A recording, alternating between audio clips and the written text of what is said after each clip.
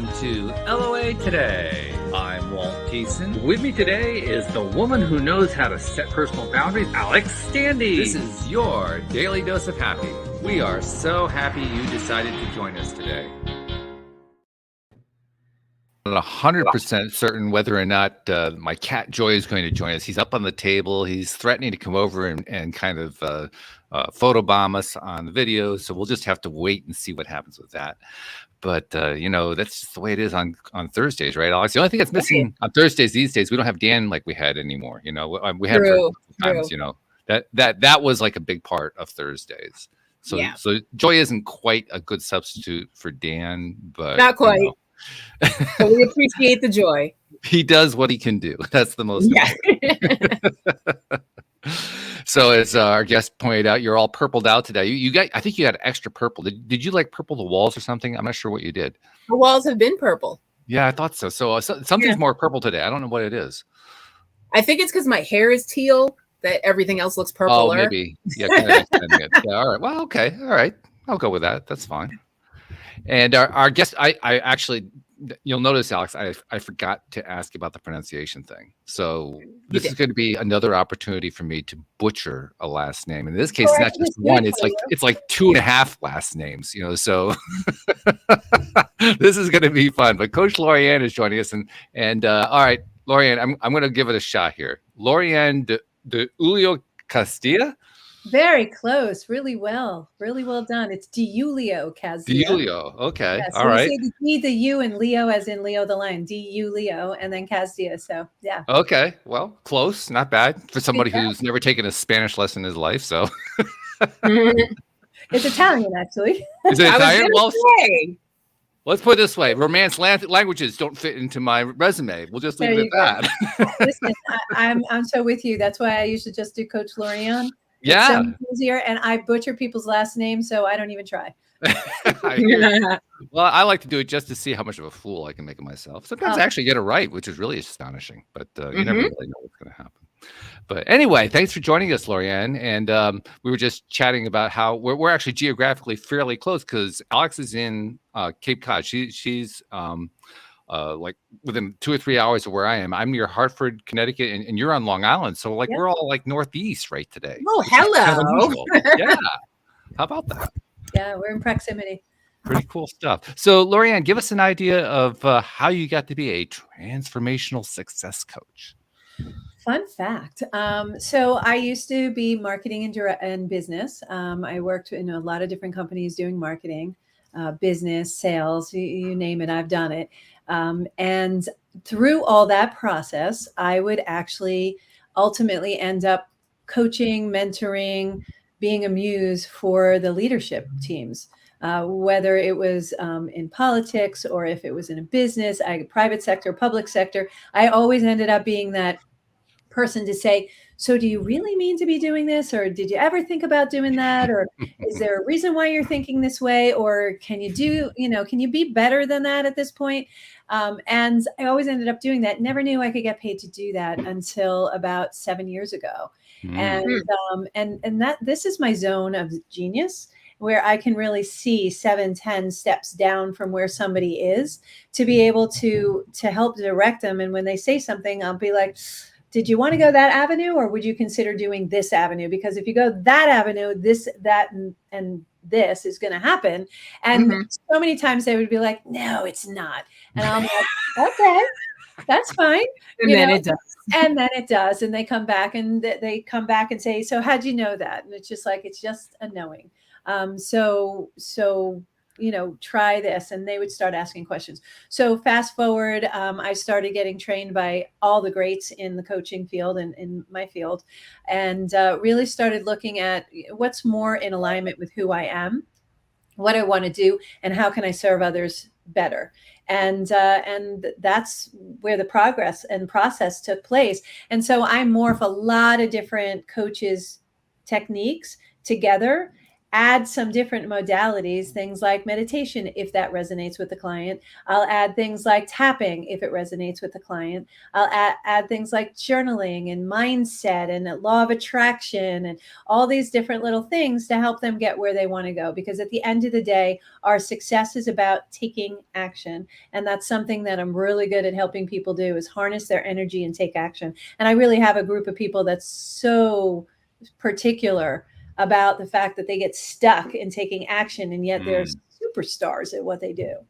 Yeah, isn't that interesting? Everybody experiences it. Doesn't matter, rich or poor, superstar, unknown, makes absolutely no difference. We all run into resistance points. Just incredible. Yeah. Yeah. Well, it's that resistance because what are we afraid of, right? We're afraid of failure. We're afraid of, the F word. And it's like, it's not. Actually, a failure I've transmuted into falling forward. If you take the word fail and you take the I and you just add a little foot to it that says fall as opposed to fail, we fall forward. How do we learn? By failing. We don't learn from our successes. That's why we don't celebrate as much as we should. It's like, oh my gosh, I got up today. Woo! Some days it's hard. True. We fight our way through it. So so falling forward is taking that failure, and we learn the most from our failures. And failures give us an opportunity to do it better. Try it again. It doesn't mean we can't. When you become a sports person, or think of anything that you've tried, have you come out of the box successful? You have to keep working at it, right? Yeah, two thoughts come to my mind. First thought is, I don't know, I keep beating up on this guy because he's the only interview I didn't publish. Out of over 1,900 episodes, he's the only one I didn't publish because he was such a horrible interview. But one of the reasons he was such a horrible interview is he became a millionaire his first try at age 18. And so he had nothing to teach because, like you said, he hadn't failed at anything. It was success. Yeah. And he didn't know what to do to help somebody out who was struggling, because it was easy. Just go start doing it. No problem, Well, he had zero resistance. That's why he was so successful. He did. So young. Yeah. But he created it later on, though. It was amazing how much resistance he had later on. Well, that happened because he didn't understand the formula that he was working with. He fell into it, and he was just doing it. I have a partner who's like that. He doesn't even realize he's following law of attraction. Really? He just does it naturally, and it just amazes me. And I watch him sometimes, and I was like, do you realize? And he's like, what does that mean? And I'm like, okay, never mind. Just keep doing what you do. And I don't want to don't complicate things. Yeah, right. It's all good. Just keep doing what you're doing. And it's really, really cool because, and I know why, is our success codes are all in us when we're here, when we come here. So we have to go internal. And he uses this phrase, and I just adore him for it. It used to drive me nuts when we first started dating. His phrase was, that doesn't work for me. Well, let's think about that phrase. That doesn't work for me. It's not saying I don't want to do that. It makes you feel bad that maybe you're doing something that he's being judgmental about. It just doesn't work for him. And I'm like, that's an absolutely brilliant phrase. It also stops you. It's a hard stop. Where do you go from that? It takes everything off the table. It does. So when he used to say that to me, I'm like, that's so annoying because he's off the table.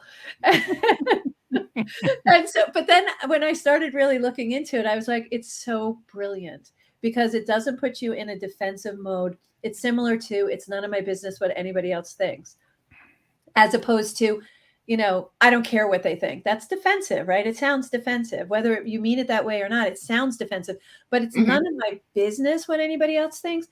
Ooh, that's not defensive. That's a hard stop too. So those two things, I love those phrases a lot.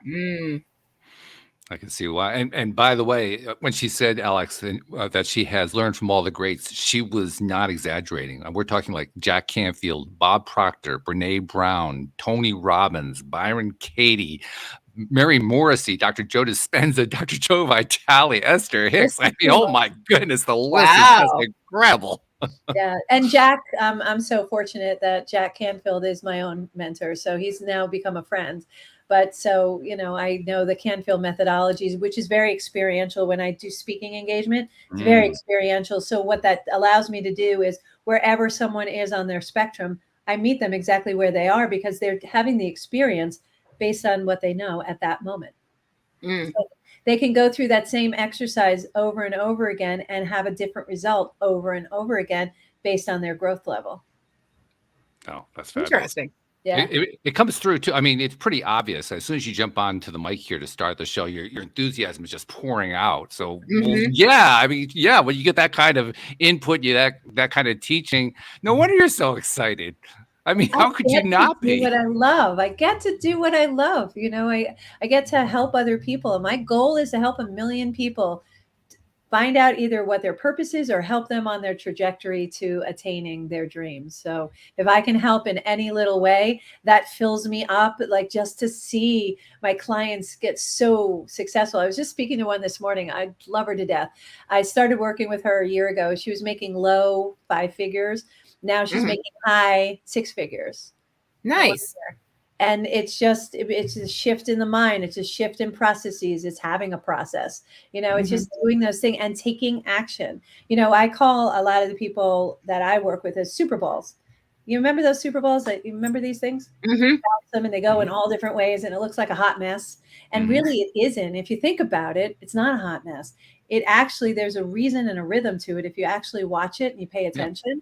And it's the same thing with people like myself, perhaps yourselves. I don't know if you fall in that category, where we have so many ideas and we're going so fast that we don't really take the time to complete all those tasks. So we kind of feel like we're incomplete, like we're not finishing things. Some of us feel like we're failures in some aspects because we're not completing things from beginning to end, or we don't have 25 years doing blah. We have 2 Mhm. years doing this, 4 years doing this. I jumped over here. I learned this. I trained with all these different trainers. Sound familiar? Mhm. Me in a nutshell. And I figured out that, the energy that we have similar to a Super Bowl is just so high. We have so many irons in the fire. We have so many ideas that we're not even finished with the first idea and we're on to the next. We speak so Mhm.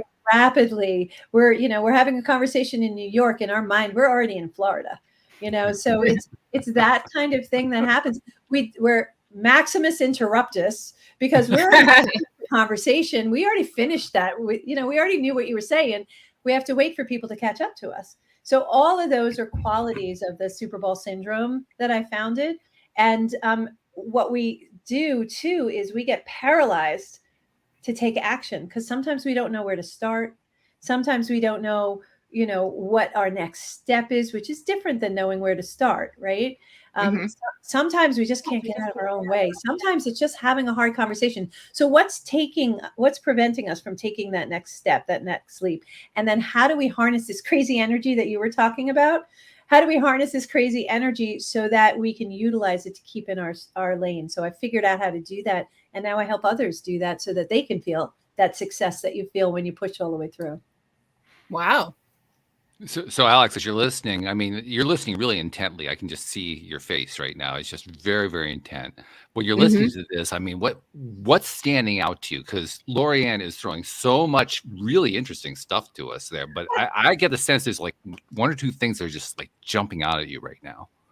Well, I see what she means about starting and finishing things, not personally, but I know people like that. So most of them have ADHD, so I understand. Super Bowl. Yeah. Yeah. No, it doesn't require medication. Right. It requires understanding who you are and harnessing that energy. See, one of the things that we do, and this is classic Super Bowl, is if you stop our forward motion, if you Mhm. stop our creativity, we take our ball literally and go home. We Mhm. don't want to play anymore. It's like, nah, I don't want to do that. I lose interest, right? We lose interest in it. And it's because we can't keep going on that craziness, mostly because our energy is so high that other people are like, dear God, please sit down, just stop. And it's really because we just have so much of that effervescence and we don't want to kill the effervescence. So how do you do that? You got to harness it. And you got to be able to learn how to focus it so that you can get from place to place. So you don't suffer from that. You're a beginning, middle, and end person. And that's awesome. I don't know what that looks like. I know how to don't know. I've never lived that way. I look at people like you, Alex, and I'm like, that's your magic. You're just magic. I'm just Because good at hyper focusing. yeah, well, and that's what it is we have to learn how to focus that. So Mhm. those are the people that I work with. I mean, Alex, right now, when Lorianne was describing that Super Bowl type of personality, and the look on your face, I don't know if you realize this, your smile just kept getting bigger. Because you know who I'm thinking about. Do tell. No. My husband, I love him to death, but good God. He cannot sit still. He never finishes a project. It's always, well, what we could do this, and then we could do that, and then I just want to watch TV. Yes. It's called stacking. They put so much stuff. We put so much stuff in one day that, it's no wonder we're exhausted, because and we can do this. And then after that, we can go pumpkin picking. And then after pumpkin picking, we'll go to the vineyards. Yes, let's go to the vineyards. And after the vineyard, oh my God, I'm exhausted. I haven't even left the house yet. Yes. I'm tired just listening to this sentence. I don't want to do it. I just want to stay home. I'm already exhausted. Yeah. So what you do in that case is, why don't we just pick one? And if we have time, we'll do another one. But let's just focus on one so we can be ever present. And when we say that brings us back into control. It's like, oh yeah, we wanted that. We definitely want that. Let's do that. So that helps you not get crazy, because those stacking, we can drive nuts. But we know it's so cool. I'm just like, all right, let's finish one thing before we move on to another. Let's just try it one time. I guarantee it's going to feel great. Without a doubt. And it does feel good, because in the end, even though we're bouncing all over the place, when we get that beginning, middle, end, it feels so good. Completed, check it off. We like to cross things off a list, check them off, hear the ding. I have this program, this app that I use. It's called Microsoft To Do. It's a free program app. Recommend you download it if you don't have it. And it not only does it make a ding when you check it off, it also puts a line through it. Oh, satisfying. So yummy. That's so yummy. That is just goodness happening over and over again. And every time we do that, we clean up our opens, incompletes, and messes. What that allows us to do is it allows space to allow other things to come in, like our creativity. So you'll see us spinning a little slower, because we feel a little more in control, because we actually completed something. That makes sense? Yeah. I like it. Yeah. So I actually have this freebie that I give away. It's called 3 Steps to Cleaning Up Your Opens, Messes, and Incompletes. It's a really good place for a Super Bowl to start. Really good place. I'm just curious, Alex, is Kenny watching? No, he's not watching. Oh, okay. I suspect he's going to be seeing this one or hearing this one at some point. He watches later. Yeah. So Kenny, there you go. We've laid it out for you. There it is. Sorry, I always get off and I'm like, oh my gosh, this episode was for you. You have to watch it. Every episode, no matter what it is, there's something in it for him. Oh my gosh. Love it. That's funny. I love it. I love it. Yeah, when you're talking about the Super Bowl personality, which is an interesting label for it, because it is kind of all over the place. It's what Alex mentioned, ADHD. And one of the associations I think most people have about ADHD is the idea that a person who's classified that way has trouble focusing their attention.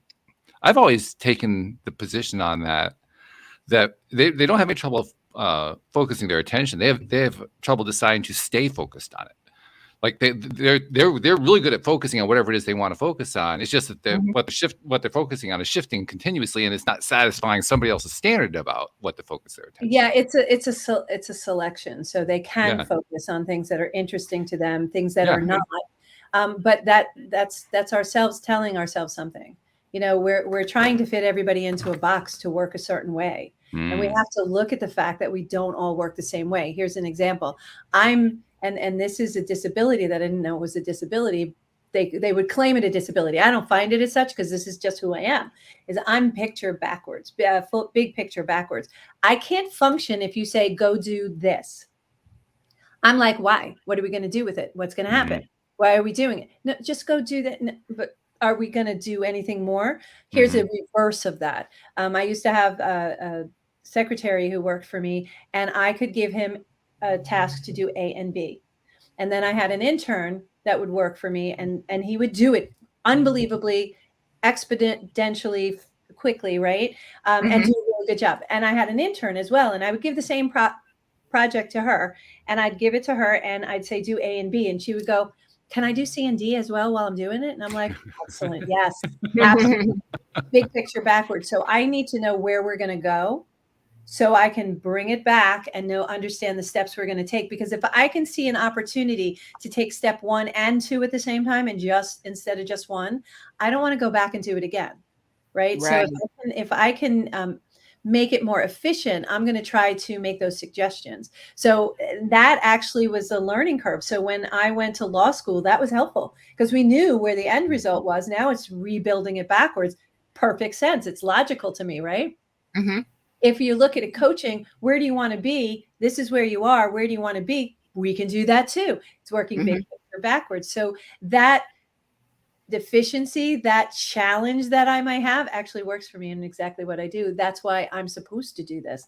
That's why this is my purpose. That's why I have this ability to work big picture backwards. And some people, like my secretary, could only do A and B. If you said A and B, and if you could figure anything out, let me know. Didn't even cross his mind. He did A and B. That's it. And then you give it back and can you do C and D now? And he would do it. So it wasn't like it wasn't getting accomplished, but we each have a way about doing things, and none of them is wrong. It's just how we work. So sometimes things that we put labels on, and I put a label of Super Bowl on, it's just for identification. It's not for putting somebody in a box, because pigeonholing is something you don't want to do with a Super Bowl, because we'll take our ball and we'll go home. So you want to be able to allow somebody to breathe. And that's something, like you said, it's a choice. When they want to focus, man, they focus. And it's wicked focus. It's like laser focused. Yeah. So they have the ability. They just showed us they had that ability. It's just a matter of the desire. So that goes to, there is a reason why they're being distracted. They don't like what they're doing. They don't understand it. It scares them. There's so many reasons. And then if we can find the cause that's causing that disconnect on that particular project, task, or function, then we can usually circumvent it, show them what it is so that they can start identify it themselves. It's like having a really good golf pro. My golf pro showed me what I was doing and showed me what I was doing wrong. And I was like, help me understand why, so that when you're not on the golf course with me, I can recreate this. And he goes, well, if you do X and the ball goes this way, it's because you're not rotating completely to get the ball to go this way where you really want it to go. So now I know, oh, if my ball went that way, I didn't rotate completely. So I had the logic behind it. That's what for me, in working with people who have ADHD as well as Super Bowl syndrome, that's exactly what it is. If we understand it, we can self-correct. This is interesting on a number of levels for me. Not the least of which is I've never been labeled as ADHD. I probably could have been at some point, but I never was. But I can totally identify with wanting to know what the end result is before I do something. Not quite for the reasons you outlined, but more because I just get bored if I don't know what the result is. Well, same thing. Yeah. It's partially getting bored. Yeah. It's like, I want to know where we're going with this. It's like going on a trip and not knowing where we're going. Well, where are we going? Well, I'm not going to tell you. Well, that doesn't work for me. Right. That doesn't work for me at all. I want to know where we're going, because what am I supposed to pack? Should I pack a swimsuit or should I pack ski pants? What, you can't leave me out in the dark on this. That just doesn't work for my mind. Yeah. I guess some people are more acclimated to the surprise than others are. Yeah. And I love surprises. Don't get me wrong. There are certain cases where I will just go with the flow. And it surprises me when I do, because, I'm that person. I like to know what's going on. Tell me what's going. What are we doing? Why are you doing that? What are you ordering for dinner? I love those questions. They make me feel really like, oh, maybe I'll make a different choice. You're getting what? Oh, maybe I'll try that. No. I want the first thing that I want. So So yeah, it's a cartoon up here, I'm telling you, but it works.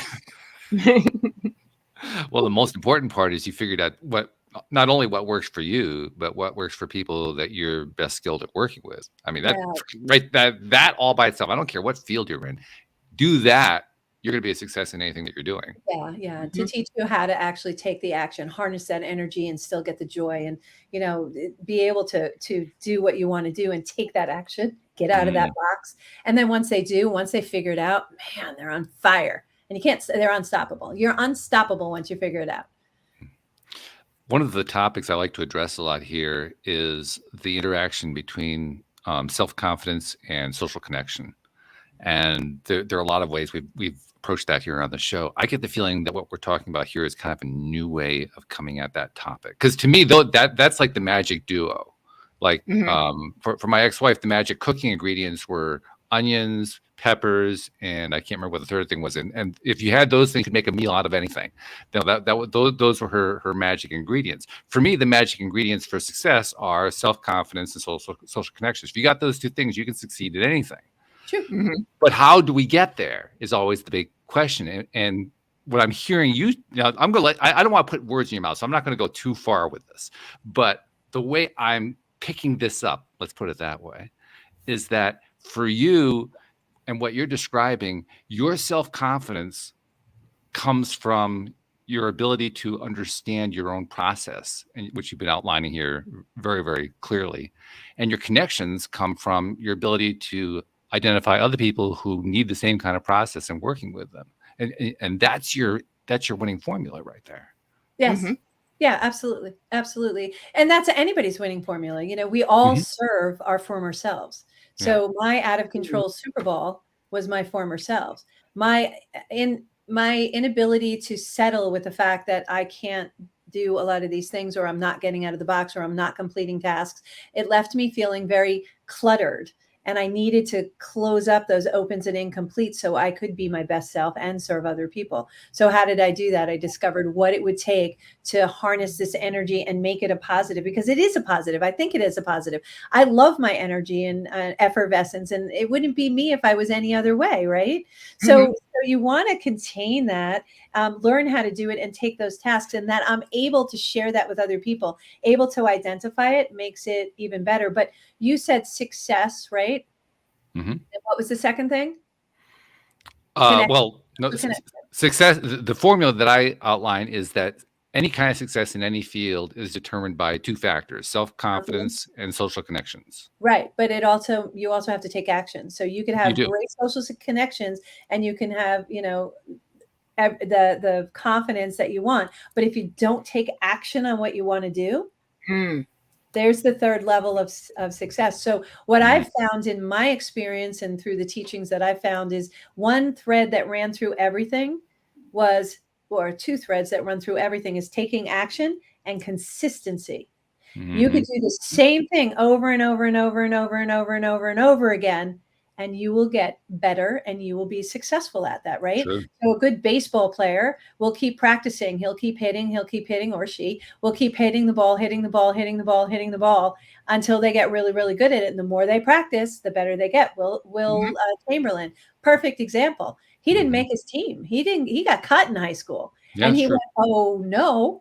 And he went and he practiced until he couldn't practice anymore. And now look where he goes. So it's being consistent and taking that action. He took action. He said, no, that's not acceptable. That doesn't work for me. And he went and just practiced until he got better, good enough to be on the team. And then he excelled from there because he had created a habit and a pattern of success for himself that became greater and greater, even bigger than he even really imagined, and why he's such a really great role model. I'm glad you mentioned the action piece. I have to admit, when I think about self-confidence, to me, part of the definition of self-confidence is somebody who's ready to go take action. Not necessarily. I could be ready to take action, but never take those steps. And that's a Super Bowl does that too. We come up against it and something stops us. And if we can't identify what's stopping us, I'll give you an example. So how I discovered the syndrome is I was, in my work week, I have an office in my house, and all of a sudden I found myself doing something I really hate doing. I don't like folding laundry. I don't really know anybody who loves it, but I do not like doing it. But I know I have to do it. It's an important role that I do for my family. I actually like doing it when it's all folded and done. I love it because now it's all nice and neat, and that, helps and attributes to other things because I like things organized. So also another symptom, by the way, being organized and yet we're not. Isn't that weird? But so I'm down there and I'm folding laundry. It was during my work week, during the day. And I'm sitting there going, why am I doing this at this point? What am I avoiding? And I knew exactly what I was avoiding. I knew I had to make a very difficult phone call. I wasn't looking forward to it.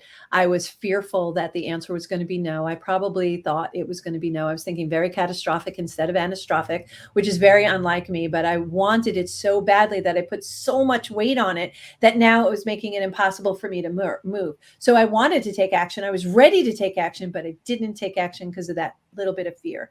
So I stopped myself and went, oh, I know what I have to do. Go upstairs and go do it. I actually like self-talk to myself, self-coach myself, put the laundry down. And by the way, I justified doing the laundry because that was an important thing for my family to do. So I replaced it with something else. Someone said this morning to me, one of my clients this morning said to me, well, I kind of substitute not feeling well because I have Hashimoto's. I substitute that as a reason for me not doing this. And I was like, well, that's an excuse, right? We're throwing an excuse on the table.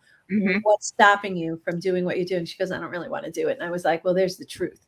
Truth comes out when you really ask those tough questions to yourself. So I went upstairs, I made that phone call, and weirdly enough, and almost aggravating, he was like, yeah, no problem. I was expecting I tortured myself for 2 weeks for nothing because the answer was actually ultimately yes. And so here I was thinking the worst case scenario when the best case scenario ended up, and I wasted 2 weeks of time, but I got all my laundry folders, so upside on that. But, you know, with that said, that's what I'm talking about, is that we could be ready to take action, but we have to actually do the steps of taking action. And that's where a lot of people need accountability.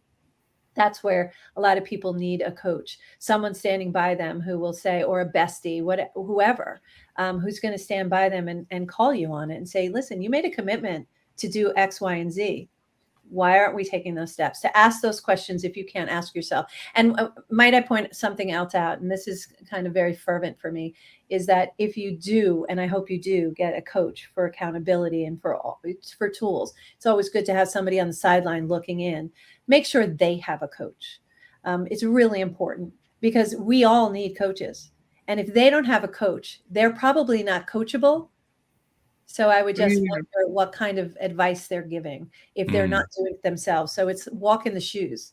I walk in the shoes. I ask nothing of my clients to do. I don't recommend anything if I haven't done it myself. And if we're going to do it together, I'll walk with them because I know the walk. Been there, done that, have a couple of t-shirts of how not to do it that way. You know, this is, you might want to do it this way because I did that. That didn't end well.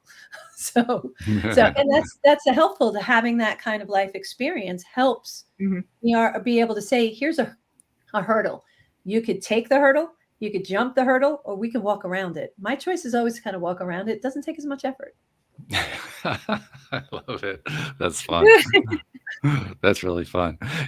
This is also a great reminder to me how much I love doing this podcast, because I've mentioned this many times. I love the different perspectives that I get from co-hosts, from guests, listeners, and sometimes even from myself. I sometimes surprise myself with stuff that I come up with.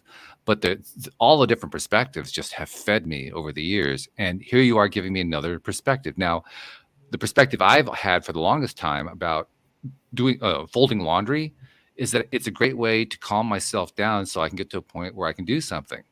And here you are saying, well, the laundry is actually getting in the way of me doing the thing I needed to do. I said, okay, well, yeah, all right. We got two different ways of looking at the exact same thing. That's fascinating. Right. Exactly. Yeah. So, you know, again, it's something I don't enjoy, and I only really like to do things that I like to do. So again, going back to the ADHD type of a scenario is I only want to do what I want to do. So I'll do that because I have to. I should say I get to do it because I get the benefit of it. But yeah, so I love the different perspective of doing the laundry. You're like, okay, it calms me down.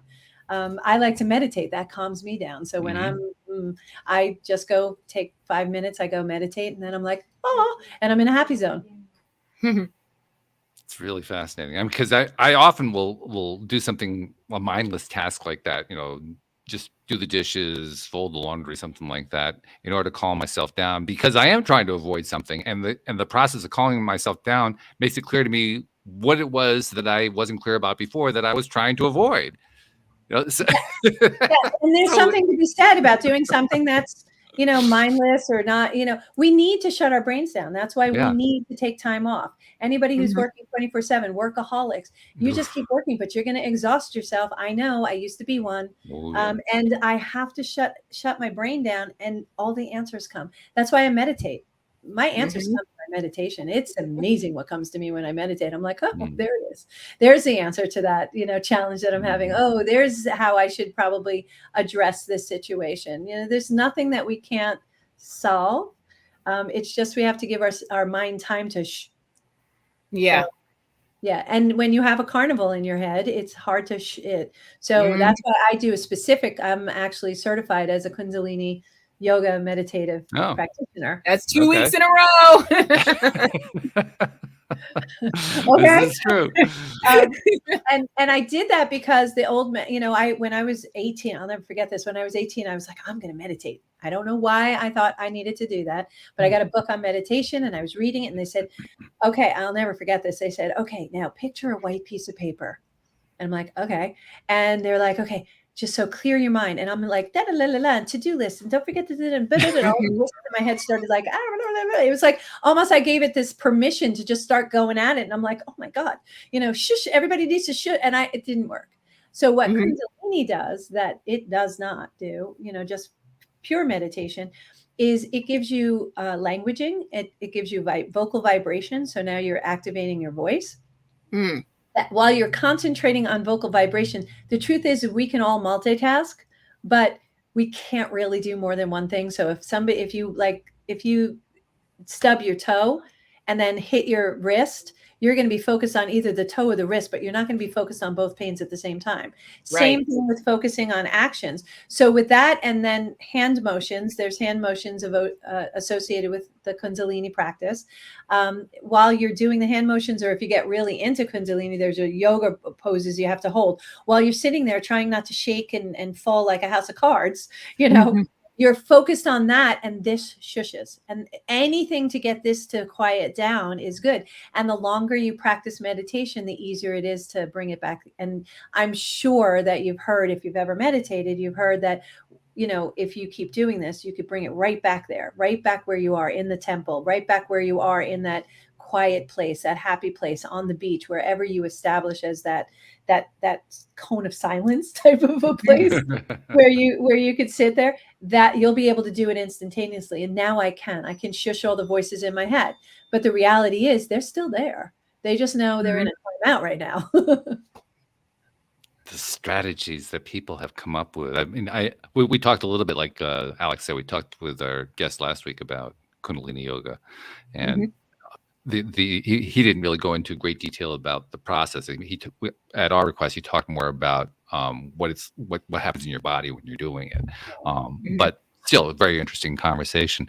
But what I'm thinking about right now is we all have our different ways of going at things. Like I never learned Kundalini yoga. When I was trying to learn how to quiet my mind, the first thing I did is I gave up on meditation, and then I came back many years later on saying, okay, I guess I got to do this damn thing that I really don't want to have to do. I'm not even sure exactly how I got there. I think I just kind of got there by, what did I do? I like what you just said. And the reason why I'm clapping, I'm not really sure what I did. I love what you said, and I'm clapping because anytime I've taken the biggest, most important step so far in my life, and I've had those transitions, it's when I look back, I'm like, how did I get there? How did I do that? I don't even remember how I got there. Like, I don't remember how I got to Kundalini yoga. I just know that I stopped because the white page didn't work for me. And I knew I wanted to do it again. And somehow I don't remember. I don't remember how I got my radio show. I don't remember how I ended up writing the book. I don't remember those things, Actually, now I do remember. It just came to me finally. It's something I've talked about previously on the show, but I blanked out on it now. I don't know why. Very interesting. No, I did it through mirror exercises. Oh, Right. Great. Right. That's how I did it. I've told the story many times how, the first day was horrible. The second day was not quite as horrible. The third day was a little bit better than horrible. And by 18, I was getting, considerably better. And then by day 25, I think it was, I noticed that the voices were getting a little bit quieter. And then by day 30, oh my God, they were gone. Where did they go? Yeah, 30 days creates a habit. 90 days creates a lifestyle change, right? Yeah. So yeah, absolutely. But listen to what you said. You did mirror exercises. Yeah. They were actions. They were ability to distract your brain and quiet it. And yes. You know what I did when I first started? It was like, am I doing this right? Right? The paranoia. Is this how it feels? I don't, because nobody explains, like, am I supposed to feel like this? Are these voices in everybody else's head? Is it just me? Should I be Right. seeing a doctor about this? So and when you have, like, I'm very empathic, and I'm sure you've spoken to people like that. And so when you have things like that, you're not sure, like, is it me? Am I making it up? Is this like reality? Am I really having a conversation with source, universe, God, however you refer to your higher power? Is it really happening? And, that's when you normalize yourself by finding other people who have it happen to them. And you're like, what did it sound like to you? Exactly. Right. So you're like, okay, good, I'm on the right track. So yeah, it's confirmation because it's new, it's different. Yeah. Well, it's also how you do a podcast for 10 years. You ask those exact questions over and over and over again with a whole bunch of different people. Yeah. And you get, like you said, you get different answers and you find a different perspective. I love different perspectives. I don't know why people are so afraid of different views and perspectives. I learn the most when I see through someone else's eyes. I think it's awesome because I'm like, never thought of it that way. Very interesting. And that changes forever how I think of that particular topic or whatever, because now I have that vision as well. So by speaking to other people, getting other visions, getting others' perspective, I'm always inquiring. I'm the question girl. Everybody's like, oh, shocking. Lorianne has a question. I actually think I know the answer to your question, by the way, about, how do we get to that place where we're afraid of perspectives? I think it's the fear itself. It's the knowledge that if we get a new perspective, it might challenge our fears, and we don't want our fears to be challenged. Yeah, well, and very good. That's perfect. That's absolutely perfect. But what are we really fearful of? Because if we're learning something that may be better, we're going to replace our old thoughts with the new thoughts. And the only reason why we're replacing those old thoughts, which, by the way, what are beliefs? Beliefs are just thoughts we think over and over again. Yep. That's why when we see a TV station, please turn off your TVs. When you see a TV, listen to LOA Today instead. That's right. Right, exactly. Because you're going to get something that's going to lift you up and it's going to improve your life, as opposed to the messaging they want you to hear over and over and over again. There's a reason why they do those 30-second commercials over and over again. Yeah. You hear brand name, and all of a sudden you're buying brand name. You don't even know why. It's because you're over and over again. So it's the same. So those thoughts become beliefs. Oh, I must believe that this is a good product, or I must believe I have to go do X or Y, or I must believe I'm a terrible person because I don't do X or Y. So they're trying. It's training. That's why my mom always called it a boob tube. I never understood that. Now I understand why, because it's just a training device. So I say shut that off. Listen to great things like this. Pick up a book. I do a power hour in the morning where it's movement, it's exercise, it's yoga, it's meditation, it's my gratitude journal, and it's reading. I'll read something, I'll listen to a podcast, anything to educate me, lift me up, make me a little better than I was the day before. And this kind of a podcast does that. It lifts you up. It gives you things to be thoughtful of and go, different perspectives. So different perspectives actually are a good thing. And change is a good thing. It's just you have to be ready to move. I'm actually, and I teach this to my clients, I'm actually more comfortable being uncomfortable than I am being comfortable. I love that phrasing. That's great. Yeah, absolutely. I'd rather be uncomfortable because then I know I'm growing and I'm learning. When I'm comfortable, I'm like, ruh-roh. I must not be doing something. I got to do something now. So, yeah. That's a very interesting perspective. And it's actually, I think it's 100% accurate. I mean, because we've all talked about comfort zones, or as I like to term them, familiar zones. Yeah. And they're poisonous. I mean, quite honestly. That's true. And they lead to potentially bad habits. Yeah. And they lead to you not trying new things. And new is so exciting. Different is so exciting. So if what it is fear is you could interchange fear and stress. It's the same thing. It's the same set of emotions, fear and stress. Right? So we interchange fear and stress. And it stresses me out to try something new. Oh, you're fearful of it then, right? So it's interchangeable. So now let's push through that fear and stress. And I'm going to tell you a little quick personal story about pushing through fear. On the other side, what does the other side look like? So we're fearing the unknown. We're being catastrophic. What if instead of being catastrophic and thinking worst case scenario, we think best case scenario, that there's something beautiful rainbow on the other side of whatever that fear is, that there's positivity on the other side. So here's my quick story. at 50, I decided I was going to ride a motorcycle. People around me rode motorcycles. It was very exciting. I loved being on the back of a motorcycle, and somebody talked me into driving a motorcycle. Mhm. And I'm like, all right. And then all of a sudden I owned a motorcycle. I don't even want to go into why that happened. No. She doesn't know how she got there. She owns a motorcycle. Don't know how I got there. Suddenly my friend's driving this motorcycle back that I just got. Anyway, long story short, I'm really big about when I make a commitment, living up to that commitment, right? Mm-hmm. So I make a commitment to go up to Laconia, New Hampshire, right? Mm-hmm. I'm going to take this ride with this whole group. And I made this commitment. The week before, I had all the equipment. I had my packs. I had everything I needed. Week before, I'm like, oh my God, I can't do this. This is crazy. I'm not going up there. I've never driven this long on my bike before. I think the most I've driven was about 2 hours on the bike at one place. And we're talking an 8-hour ride from where I live right now. And getting on a ferry and getting off a ferry. And I'm like, oh, driving on highways, LA, Long Island Expressway is one thing, but yikes, we're talking, 95, the big trucks. Oh my God. So I'm sitting there talking myself out of it. And I'm like, oh my God, what if I decide I hate it? My answer to myself is I'll rent a truck, put the bike in the back of the truck, drive it back home, maybe put it in my garage. Don't know. Okay, well, what if I get too tired and I can't stay on the bike because it's heavy? It's a 500 pound, almost 600 pound bike. What if I get too tired and I can't do this? I'll rent a truck, put the bike in the back of the truck, drive it home, blah, blah. What if I crash?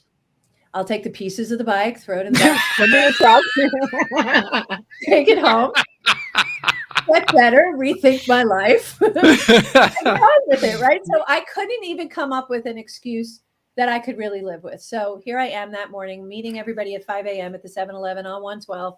Anybody who knows it knows where it is. I'm maybe 10 minutes away from there. My bike is really loud. Obviously, we won, and I learned why bikes are so loud. I used to think they were so obnoxious. Why are you so obnoxious? Why do they have to be so loud? Because if they don't see you, you want them to hear you. There's value to that. 4:30 in the morning, I decide to start a half an hour early, 10 minutes away. I'm there doing this. I get on my bike, and I was like, let me walk it to the bottom of my driveway because I don't want to disturb my neighbors. I have to start it at one point. So I'll start it at the end. So I'm sitting there. I'm at the end of the driveway. I'm sweating bullets. I'm in my leather. I have my helmet on. My comm is ready. And I'm sitting there 4:30 in the morning, looking to the right, looking to the left, looking to the right, looking to the left. There is no car in sight. Why am I looking to the right and looking to the left? Right? Procrastination, big time. And then I was like, stop it. Let's just go. I turn on my motorcycle. I go across the road. I go over the curb. I go through the bushes. I go over the curb. I go back on the road. I'm like, I'm still standing. Let's go. Let's do this. And I took off. I didn't give up. I pushed through the fear. I went there. I joined them. I had never gotten on a ferry before. They're telling me these nightmare stories. The boat's moving and you're having to move and there's things going on at the same time. Okay. I get there. I ride it on. They high five me. Good job. Good job. Because, I could drop it at any time, right?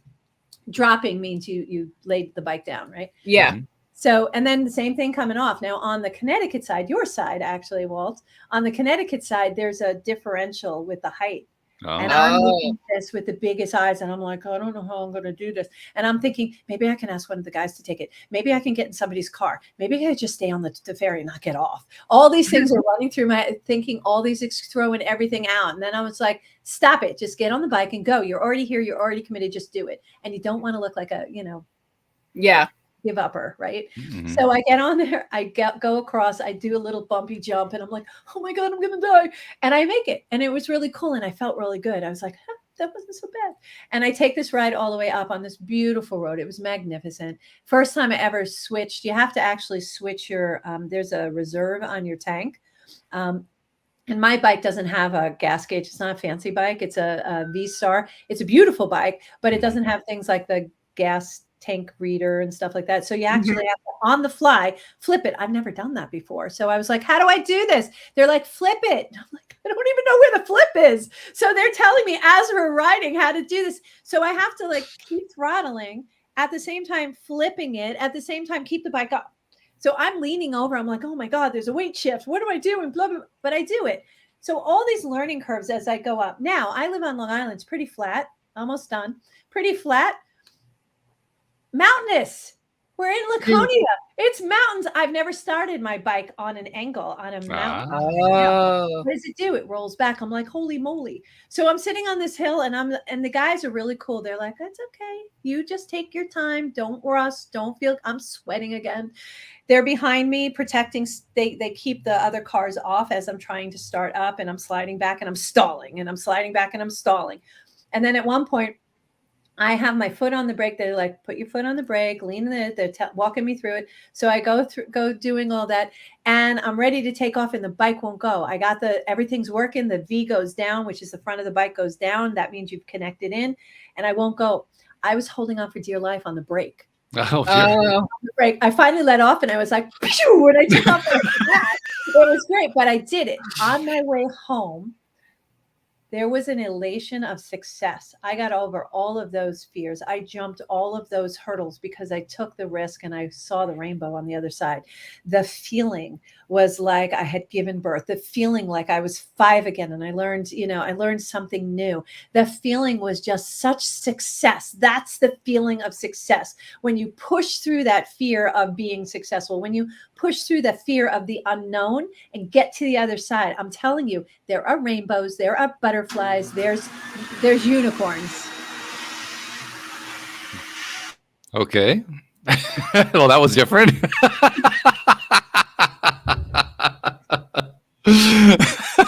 I guess the cleaning crew are here.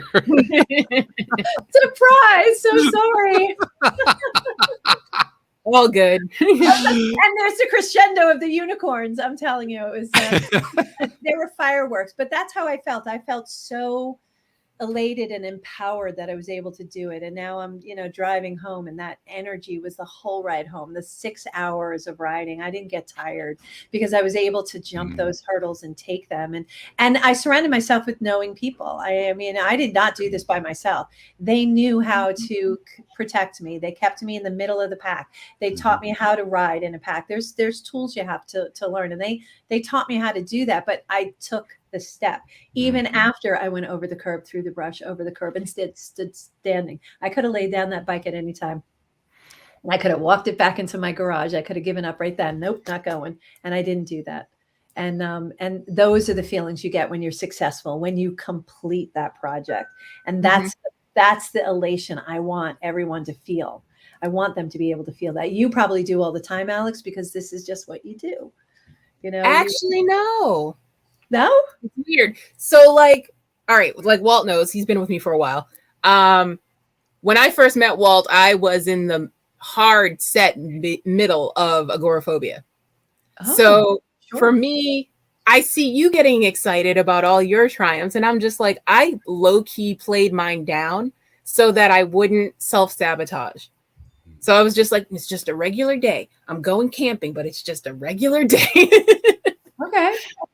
But then you would think when I got home, I'd be like, I went camping. No, I just kept it low key. Oh, girl, you got to celebrate. Oh no. Yeah, I know that now. Yeah, we don't celebrate ourselves enough. We take our successes for granted. And we need to, that's why every Friday I take out your phone, put it on your phone, block out Friday, block out 15 minutes. And I need you to turn around and look back on your week and find something. It doesn't have to be big. It doesn't have to be learning how to ride a bike. It could be the littlest thing, getting out of bed. Sometimes that's a big success for that week. Sometimes people have a hard time getting out of their house, taking those steps. We get into that comfort zone. Put yourself out of comfort. So look back on your week and find something to celebrate.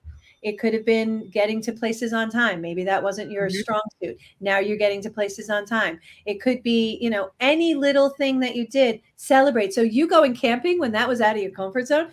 Yes. Camping is just amazing. I am not sleeping on the ground. You're not getting me camping. Hold on. No. You get me camping in an RV. I'll do that. I have an electric. I sleep on the ground. You're cute. Oh no. No. Ma'am, I have a double queen with a blow up what are they called? A bed frame. And I have a 3-bedroom tent. If I'm gonna camp, I have stipulations. You don't camp, you glam. Stop it. I glam. Yes. All right, now that makes sense. To me, I have a blow dryer. If you get yeah, I need Wi-Fi and electricity or I'm not going. I could glamp with you. All right, we can glamp together. Okay. Yes, we can glamp together.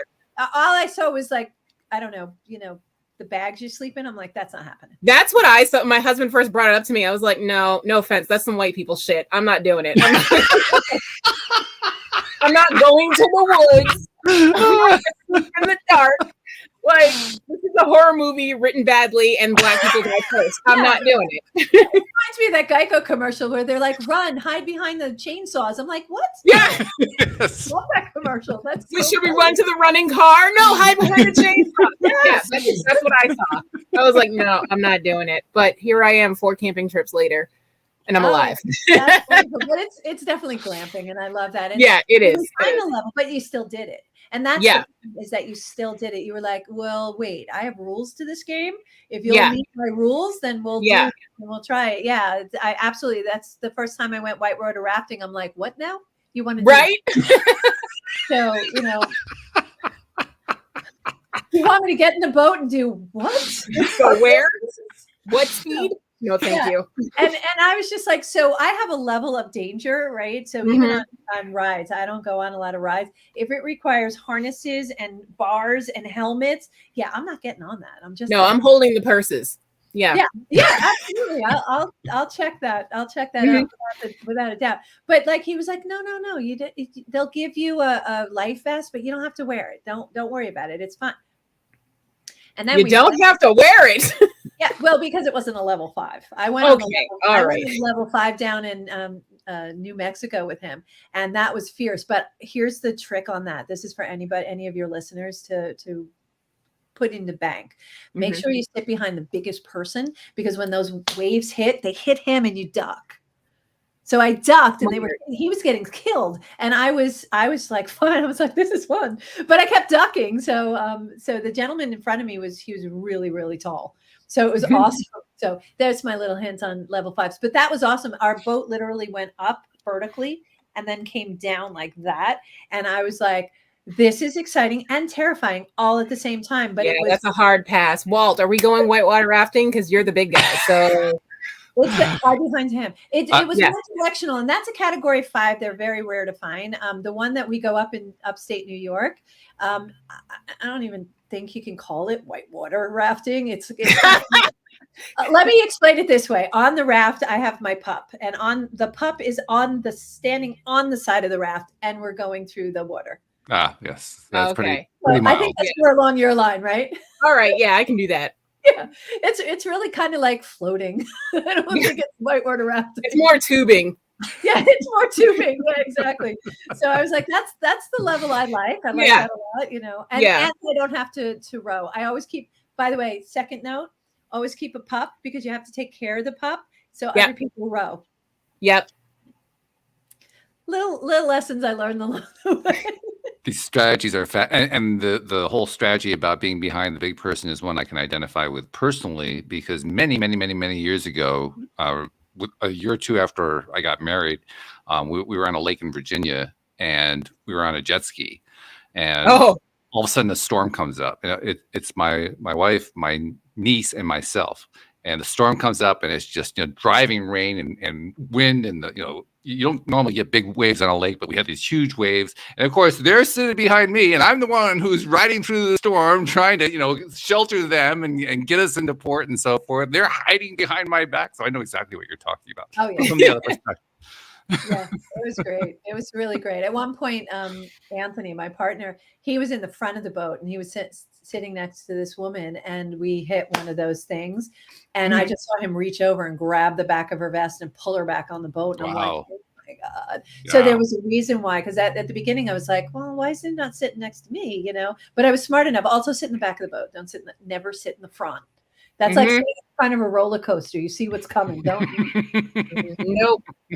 Don't do it. Don't do it. See, Alex, I get you. Yeah, we're here. Yeah, so get you. So all I'm going to ask you, though, is for you is celebrate you every week as much as you can. Whatever you do that is out of your comfort zone. I know you want to take it normal when you're going in, so you don't freak yourself out. I get that. That's a coping skill. I totally respect that. But on the way back, celebrate it, that you went through it, you pushed through it, that you were able to do it. You probably do all these kind of things. And by the way, that picture behind you, gorgeous. Thank you. Hold on, crooked lamp. Okay. We're sisters. I could tell. Nuts. My OCD kicked in for a second. Didn't see that. I hear you. I got it. I understand. Totally understand. But yeah, my husband celebrates me, so I don't have to. So he'd be like, "Look what you did today. Look at you go." But I do the same thing for him. I'm like, "See, that only took 20 minutes. Look at you go." Yeah, but in the fact that you're celebrating each other, you are celebrating you, because you're listening to that, you're taking that feedback, and feedback is so important. And yeah, what we do is so important, to take those next steps, and we take giant steps that we take for granted. So yeah, celebrate yourself, celebrate you, celebrate your friends. I'm all about the celebration. Any reason to like pop one of those poppers, it's awesome. It's awesome. I think there are a couple things I need to say here. First of all, Lorianne, you've done a wonderful job of bringing Alex out, because normally if I can get 10 sentences out of her, I'm doing really well. And you just she just erupted today. So thank you for that. That was really cool. Here's Alex. If you hadn't said that to me and you would say, "Do you think she's normally like?" I'd be like, "Oh yes, absolutely, absolutely." The energy is in a nutshell. Yeah, it's awesome. It is awesome. I'm loving it. I'm also loving the stories that you've been telling us, and the basically teaching us concepts along the way too, which is the best way to tell a story and to teach a concept. I'm loving all of that. You got to tell, before we lose you for the day though, you got to tell people a couple things. First of all, you got a special program. I think it's called Take Action with Jet Propulsion, which somehow is kind of appropriate considering what we've been talking about here. But tell us about the program. Taking Action with Jet Propulsion is my masterclass. We start a new class at the 15th of every month. We start the new class then, and it starts either Tuesday, Wednesday, or Thursday, and you can pick any of those days.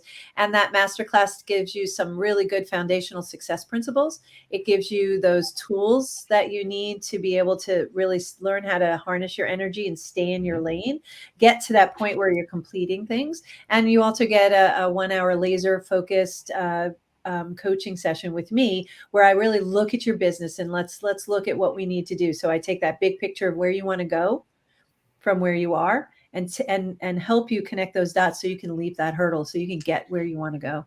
So it's really great. It's a lot of fun. You get a community of people, of like-minded community, having the same challenges or similar challenges, who have jumped some of those hurdles themselves, and they share what they've learned and their successes. And we also celebrate what you do. Even those little things, they matter. The big things are great too. So it's a really good way to get that foundational work in there. Sounds really, really good. And I know you emailed me a link to your webpage, so we'll be able to put that into the show notes. But let's tell people too how they can find it too, in case they're just too damn lazy to look at the description. How do they find that particular page? Where is it? Is it on a website? What do they do? Yeah, so if you want to go to ldcstrategies.com, that's ldcstrategies.com. I know I'm told all the time I talk New York fast. So don't give people time to write it down. Wait, I'm getting a pen.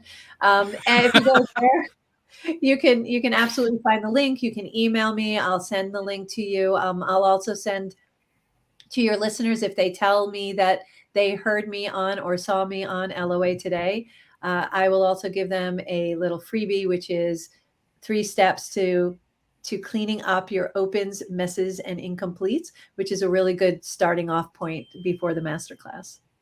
Very nice. I love it. Nice. Alex, you get the final word. What do you think about Lorianne? That doesn't work for me. It's my new standard for setting boundaries. Like, it's no longer respectfully. It's that doesn't work for me. Respectfully. Oh, good. I thought it was my question that didn't work. So thank you for clarifying. No, that's what I got from her. That's what I'm taking. That's a great takeaway. I'm telling you, it will serve you well. I have people who text me and they say, "I just used it." And I was like, "Oh, and they're like, it was perfect." It stopped them in their tracks. And I'm like, I know. Because oh my God. It's going to come in such handy. Oh, I already see myself using it. And I apologize in advance. For everybody else. Sorry. I'm not going to do the dishes. That doesn't work for me.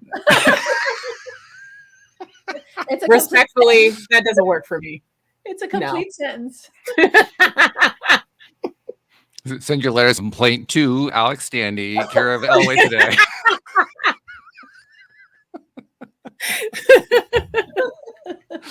No, this has been wonderful. Thank you so much, Lorianne, for joining us and sharing these delightful stories and just sharing this time. The energy has been fabulous. So we really do appreciate you very much. And something I want to tell you, too, that I tell all of our guests, because you, like all the rest of them, you're a giver.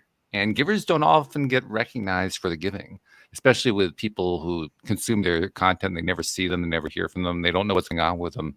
We kind of let them slip through the cracks, but they're important. And your contribution to them is important.